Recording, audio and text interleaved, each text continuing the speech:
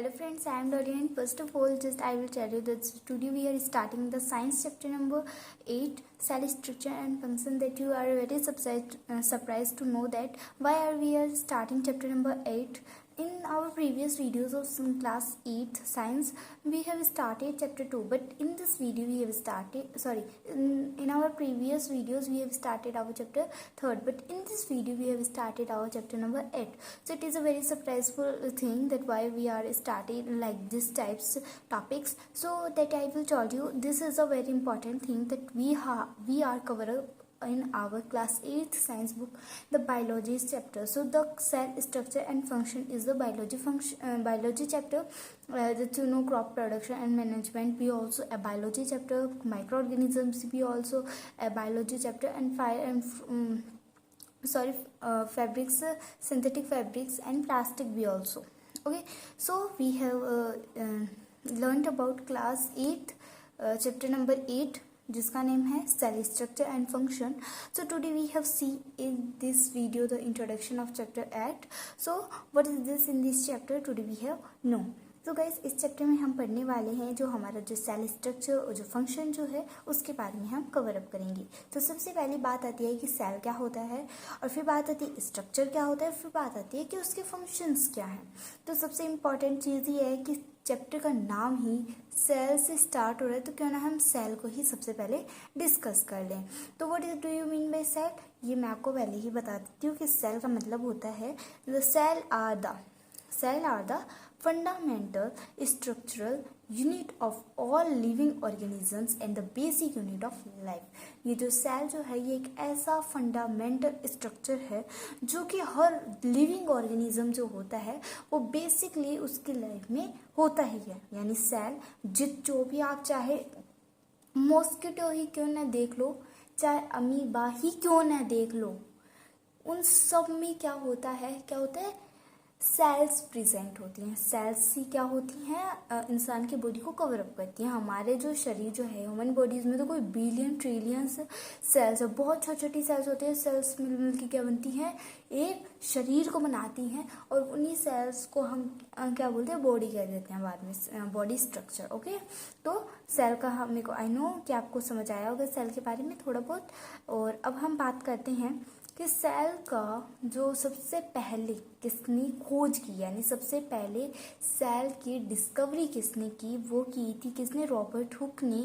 किसने की थी 1665. किसकी की थी, नोटिस्ड बॉक्सेस और compartment in slice of cork under microscope. Cork का मतलब होता है, आपने देखी होगी जो कॉर्क जो है मतलब वो प्लांट्स डेड सेल्स की खोज की थी उन्होंने.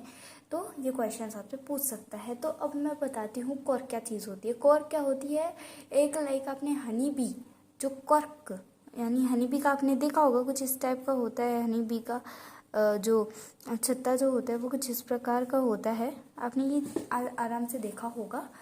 तो इस प्रकार की क्या थी, वो जो कॉर्क थी उसकी हमारे जो रॉबर्ट हुक जी जो थे उन्होंने खोज की थी. तो ये सबसे इम्पोर्टेंट बात थी. इसमें माइक्रोस्कोप में की थी वो तो सबको पता है. अब हमारी बात आती है कि यूनिसेलुलर और मल्टी सेलुलर क्या चीज़ होती है. अब यूनिसेलुलर की बात आ रही है तो मल्टी सेलुलर की भी आनी ही चाहिए. तो अब हम स्टार्ट करते हैं हमारा unicellular. So an organism can be made up of a single cell unit. They are called unicellular organism like amoeba, paramecium, etc. ऐसे organisms, एक ऐसा जीव जंतु जो कि किससे बना हुआ है, सिंगल सेल से बना हुआ है, उसको हम क्या कहते हैं, यूनिसेलुलर ऑर्गेनिज्म कहते हैं. यानी कि सिर्फ एक सेल से बना हुआ. एक सेल से मतलब पैरामेसियम, अमीबा जो होता है वो एक ऑर्गेनिज्म का नाम है जो कि पॉन्ड में रहता है. पॉन्ड तालाब सब में आपको देखने को मिलेगा. ओके, जो कि सिर्फ एक सेल से बना हुआ है. उसको आप आंखों से बिल्कुल नहीं देख सकते हो. आप उसको देखो तो आपको आंखें फाड़ फाड़ के माइक्रोस्कोप में देखने की पड़ेगी ज़रूरत. तो अब देखिए लाइक अमीबा, पैरामेसियम, ये जो है इसके एग्जाम्पल्स है यूनिसेलुलर के. आपसे क्वेश्चन भी पूछ सकता है, give the examples of unicellular. तो आप आराम से बता सकते हो जो अमीबा एंड पैरामेसियम जो है ये इसकी 2 एग्जाम्पल्स हैं. और ऐसे पूछ सकता है कि how many how many examples, अगर आपको 2 ही पता है तो आप 2 भी लिख सकते हो, अगर आपको 4 पूछे तो आप बहुत सारे एग्जाम्पल्स हैं, जैसे like bacterias, I don't know bacteria होते ही हैं, सेल 1 सेल के होते हैं, बट मुझे अभी पता नहीं, जैसे जैसे चैप्टर आएगा वैसे वैसे हमारे को और ज़्यादा जानकारी मिलेगी चैप्टर की, तो मैं आपको ज़रूर बताऊँगी। देखिए, the single cell unit of unicellular organism perform all the functions necessary for the life like growth, digestion, respiration, excretion and reproduction by itself। ये जो सिंगल सेल, यानी कि सिंगल सेल, ये मत बोल लेना कि हमारा जो शरीर जो है वो तो करोड़ों सेलों से बना हुआ है, तो हम यहाँ हमारी सेल की बात नहीं कर रहे हैं, यहाँ पे हम अमीबा की सेल की बात कर रहे हैं। यानी कि अमीबा में तो सिर्फ एक सेल होता है, फिर भी देखो वो एक्सक्रिएशन भी कर लेता है, डाइजेशन भी कर लेता है, रेस्पिरेशन भी कर लेता है, ग्रोथ भी कर लेता है, सारे काम कर लेता है। कैसे? सिर्फ उस एक सेल की हेल्प से। तो अब आपको पता चल गया होगा कि सेल कितना पावरफुल होता है। अब सबसे बड़ी आश्चर्य की बात है, अगर आपको कोई बोले कि भाई तुम जहाँ से खाना खाते हो वहीं से क्या एक्सक्रीशन करते हो, आपको बहुत ज़्यादा सरप्राइज होएगा। यहाँ तक कि आप लोग तो वो कहोगे कि वो लड़का वो जो इंसान जो है जो आपसे पूछ रहा है ये वर्ड, वो पागल है। बट अगर यही बात अगर हम अमीबा में करते तो इस प्रकार की कोई बात नहीं है। अमीबा जहाँ से खाना खाता है वहीं से ही एक्सक्रीशन करता है। ओके, जिसको हम सूडोपोडिया के नाम से भी जानते हैं। ओके, तो अब हम देखते हैं हमारा multicellular an organism made up of many cell is called as multicellular organism. एक ऐसा जीव जंतु, एक ऐसा प्राणी जो कि बहुत यानी ट्रिलियन करोड़ों सेल से बना हुआ है, उसको हम क्या कहते हैं? Multicellular organism. Like human beings, plants, animals, lion, जो भी है आप सब कह सकते हो वो मल्टीसेलुलर है। देखिए, in the multicellular organism a group of special cells perform the same function and are termed as tissues। तो मल्टीसेलुलर में क्या होता है? एक स्पेशल सेल्स, हमारे जो अमीबा में तो क्या होता है, एक ही सेल परफॉर्म कर लेते हैं सारे फंक्शन, पर हमारे ह्यूमन बॉडी में तो ऐसा बिल्कुल नहीं हो सकता। एक सेल कैसे करेगी?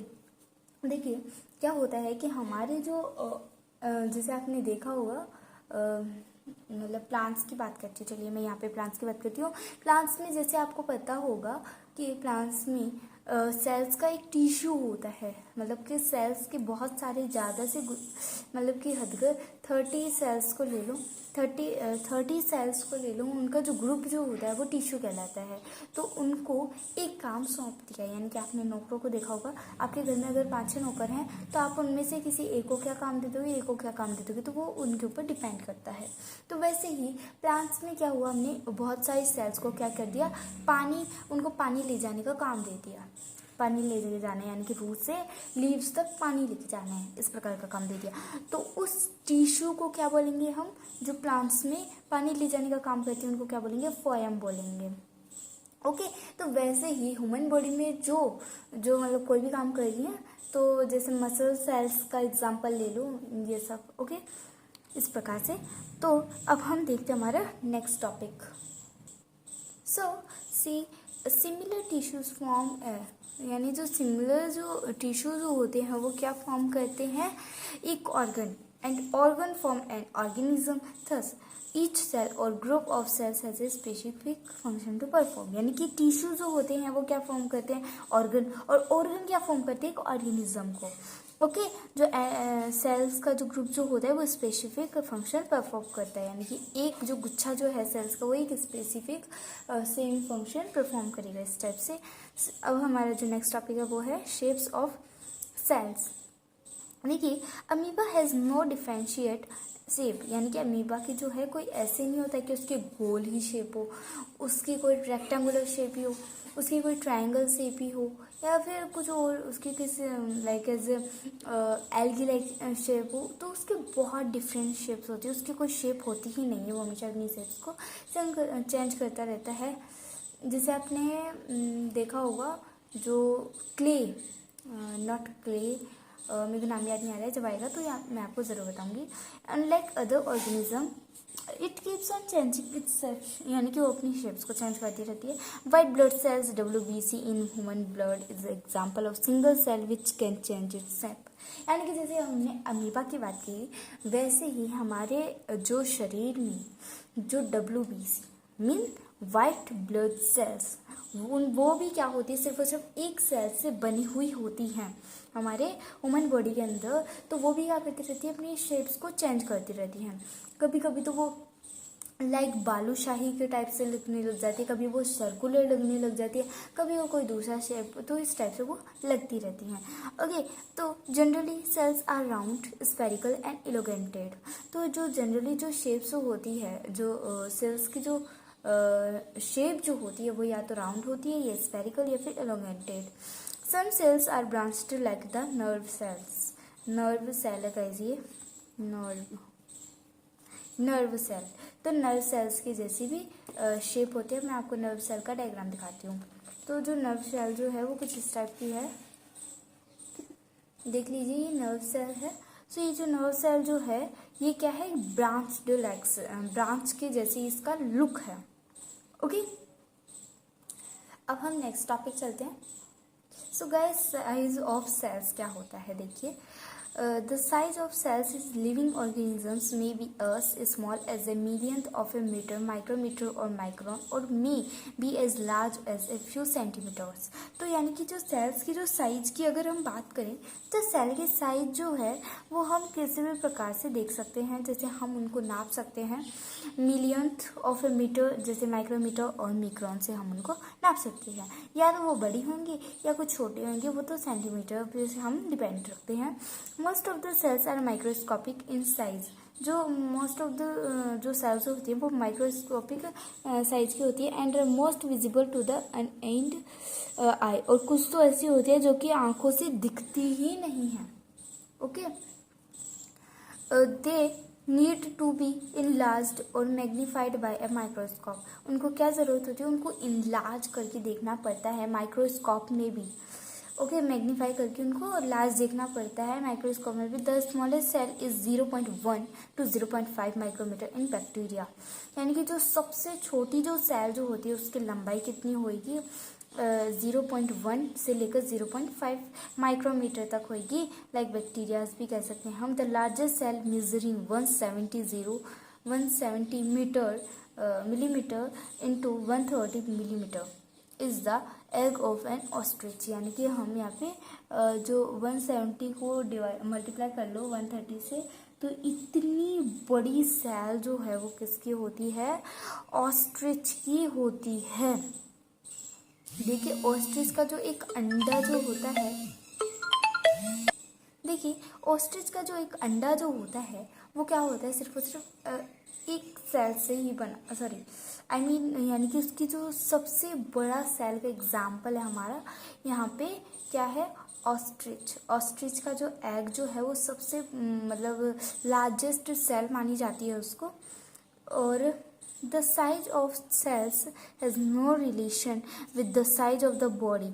जो सेल्स की जो साइज होती है वो किसी भी प्रकार का रिलेशन नहीं रखती है हमारे एनिमल और प्लांट्स के साथ। It is not necessary that the cells in the elephant be much bigger. ये कोई भरोसेमंद नहीं है कि जो एलिफेंट की जो सेल्स जो होती हैं वो जो है रेड की सेल से ज़्यादा बड़ी होती है। मतलब आपको समझ नहीं आया, मतलब देखिए जो एलिफेंट की सेल्स हैं और एक तरफ है रैट की यानी चूहे की सेल्स। अब आप बोलोगे कि रैट की सेल्स तो बहुत छोटी होती होंगी और है ना जो हमारा जो एलिफेंट जो उसकी बहुत बड़ी होती है, बट ऐसा कुछ नहीं होता है। शेप्स उनकी सॉरी लंबाई जो है उनकी सेम भी हो सकती है तो किस टाइप की भी हो सकती है, वो कोई रिलेशन नहीं रखता है। The size of the cell is related to its function. जो साइज जो होती है सेल्स की वो किसके ऊपर डिपेंड करती है, उनके फंक्शंस के ऊपर डिपेंड करती है। फॉर एग्जांपल नर्व सेल, तो नर्व सेल की जो लंबाई यानी कि जो लंबाई जो है वो क्या है, ब्रांच लाइक है, तो उसकी लंबाई किसके ऊपर डिपेंड करती है, खुद के वर्क पे डिपेंड करती है। Both in the elephant and rat are long in branch. तो वैसे ही एलिफेंट और रैट की जो लंबाई जो है वो लॉन्ग भी हो सकती है तो ब्रांच भी हो सकती है। तो गाइज आपको आज का टॉपिक जो है वो कैसा अच्छा लगा हो तो वीडियो को लाइक कीजिए, चैनल को सब्सक्राइब कीजिए, वीडियो को शेयर कीजिए। तो मिलते हैं अपनी नेक्स्ट वीडियो में with the topic of cell structure and function. तो take care and bye bye.